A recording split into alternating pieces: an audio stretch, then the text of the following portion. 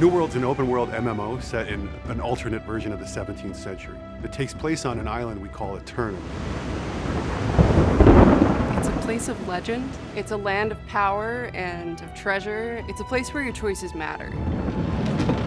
You get to live a life that is full of danger and adventure on a supernatural continent that has only just been discovered.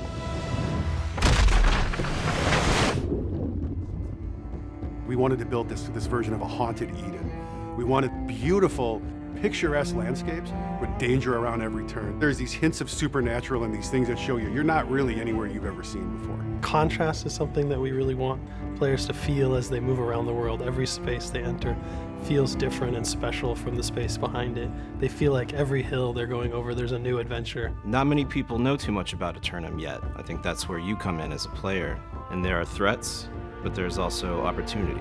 Rumors swirl about the power and danger of the island, but the people who go there don't really know what they're going to find. It could be Shangri-La, or it could be something out of their worst nightmares.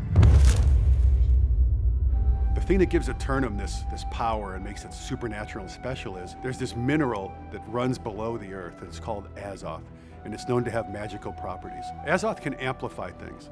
Azoth itself is not really a good or bad necessarily, it's just this pure, raw energy. Azoth has power to change things. It makes things more beautiful. And deadly. Azoth is different for everyone who sees it or knows about it. For some, it's the Fountain of Youth. For some, it's the Philosopher's Stone. For some, it's the living embodiment of God or the devil. But one thing's for sure is it gives you, the player, a lot of really interesting powers to play with. When players arrive in Aeternum, they find evidence of other civilizations having been trapped there throughout history. The whole world is open to you, and you're only limited by your skill and the difficulty of the enemies that you run into.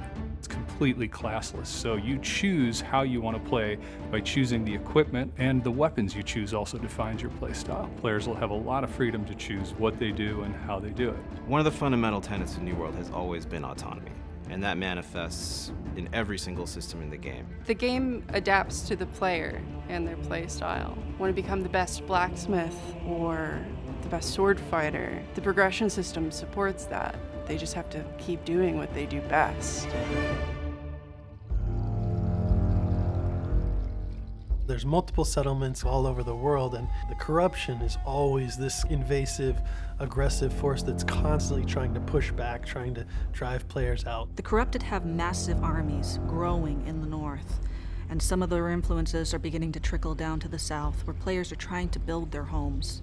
And they have a very particular idea of how the power of Aeternum should be used. The world is going to push back against you in a couple of interesting ways. For one thing, as you grow more powerful and you head deeper into the world, obviously there's going to be resistance to come up and meet you.